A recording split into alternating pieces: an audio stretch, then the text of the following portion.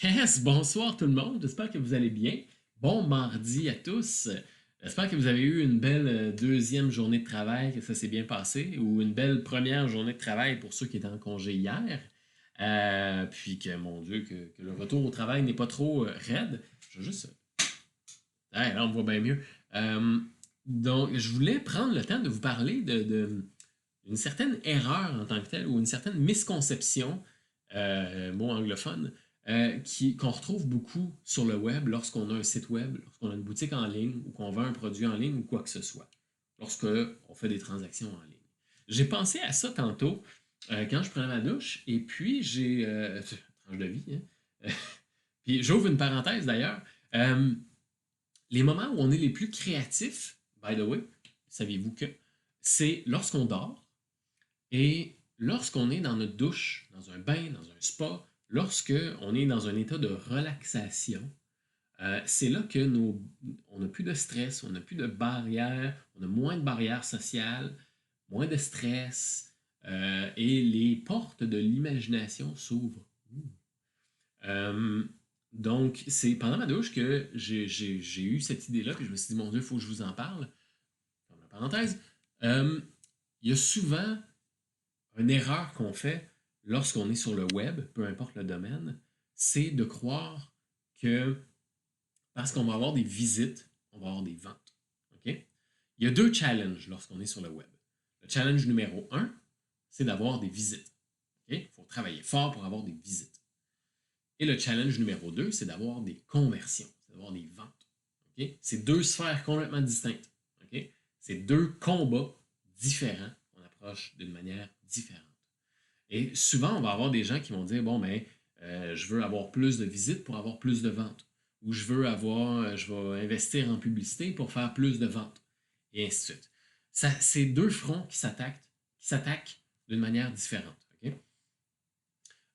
Parce que le marketing va générer de la visibilité et un travail de conversion, un travail d'optimisation va générer des conversions, va générer des ventes. OK? Donc, on va voir souvent, puis justement, je venais à en parler tantôt avec un entrepreneur, souvent on va miser beaucoup sur le branding, on va miser beaucoup sur la publicité et ainsi de suite pour générer des visites. Et après ça, on se dit ces visites-là vont générer des ventes et ainsi de suite.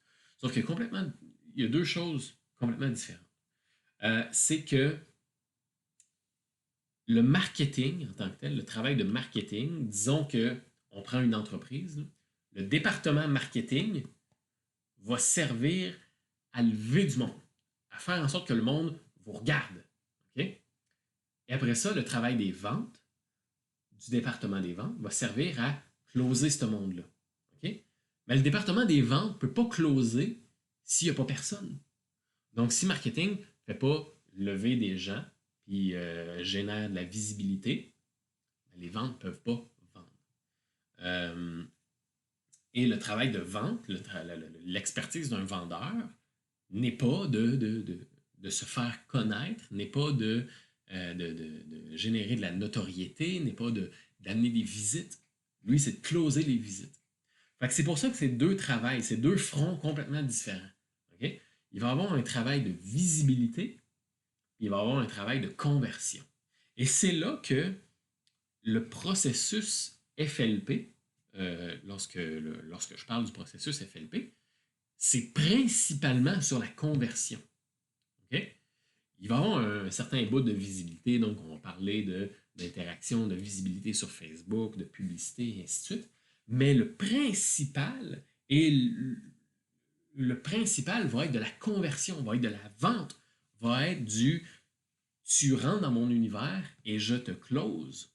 Donc, ça va être surtout ça, la sphère processus FLP. Mais s'il n'y a pas un travail, peu importe l'e-commerce que vous avez, peu importe que ce soit du dropshipping, que ce soit de la distribution, que ce soit de l'affiliation, du print on demand, peu importe, vous avez beau avoir autant de visites que vous voulez, s'il n'y a pas un travail de conversion qui est fait, vous ne ferez que très peu de ventes. OK?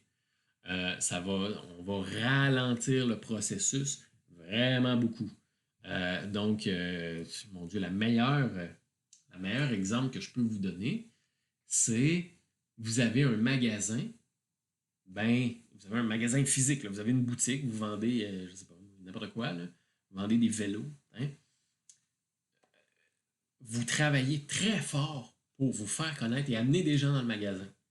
Donc, s'il n'y a pas d'employés dans votre magasin, vous allez probablement faire des ventes. Ça se peut très bien, mais il faut que le client qui rentre sache exactement ce qu'il veut, il connaisse le monde des vélos, puis qu'il soit autonome, puis qu'il vous connaisse, puis qu'il savent que vous êtes une entreprise respectable, qui a un bon service à la clientèle. Donc, vous voyez, il y a un travail en amont qui est immense, que votre présence marketing va avoir énormément de jobs à faire s'il n'y a pas un employé qui arrive dans le magasin et qui dit comment je peux vous aider? Savez-vous qu'on a des bons rabais? Savez-vous que celui-là, c'est le meilleur rapport qualité-prix? Savez-vous qu'on a un excellent service après-vente? Etc., etc. Donc, c'est là que c'est super important d'avoir un travail de conversion, d'avoir une expertise de conversion sur votre site web, parce que sinon, le travail marketing va être colossal. Donc, les deux, l'un ne va pas sans l'autre. Okay? Les deux sont complémentaires. Ça prend du marketing pour qu'il y ait des conversions et ça prend des conversions pour qu'il y ait du marketing. Donc, les deux, l'un ne va pas sans l'autre. Donc, ces petites capsules que je voulais faire pour vous, pour vraiment démystifier, pour mieux comprendre un petit peu que lancer un e-commerce, c'est pas juste faire un site web, avoir un processus de checkout et pas seulement de la pub Facebook. C'est vraiment pas juste ça. Il y a tout un travail en amont, il y a un travail de peaufinage, il y a un travail de sablage, de peaufinage, mon Dieu.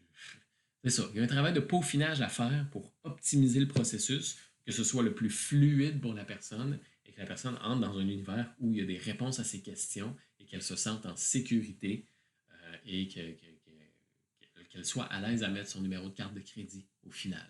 Donc, je voulais vous parler de ça. J'espère que ça vous a aidé. Si ça vous a aidé, écrivez-le en commentaire. Écrivez « Yes, merci beaucoup ». Faites un pouce, faites un cœur. Montrez-moi que ça vous a aidé si ça vous a aidé, de quelconque manière qu'il soit.